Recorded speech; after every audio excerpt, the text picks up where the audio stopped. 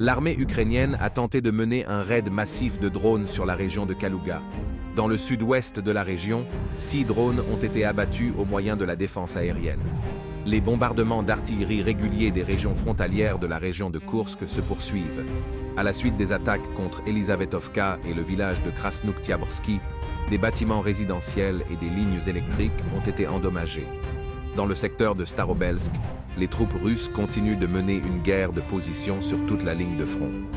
Près de Novoselovski, des détachements d'assaut ont réussi à pénétrer les défenses ukrainiennes au nord du village. Au sud, l'ennemi a tenté de mener des contre-attaques en direction de Karmazinovka. Les unités russes ont repoussé toutes les attaques, conservant leurs positions précédemment occupées. Des hostilités intenses sont également constatées dans la forêt de Serebriansky. Après avoir repoussé un certain nombre de contre-attaques, les troupes russes ont avancé et pris plusieurs positions ukrainiennes dans la forêt. Dans le front sud de la DNR, l'ennemi tente d'augmenter la pression sur les positions russes près d'Ugledar. Une augmentation de l'intensité des tirs de l'artillerie ukrainienne sur Nikolski et Pavlovka est constatée. Dans le secteur de Vremievski, les troupes ukrainiennes ont de nouveau repris les attaques contre Priutnoye, essayant de prendre pied dans les zones forestières proches du village. Les unités ukrainiennes identifiées ont été repoussées, l'ennemi s'est retiré.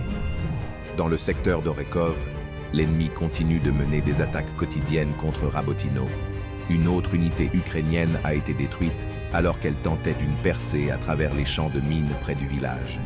Une situation difficile demeure dans la région de Kherson.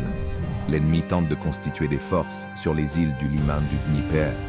Dans le contexte de la rotation des unités ukrainiennes, les bombardements d'artillerie sur les positions russes se sont intensifiés.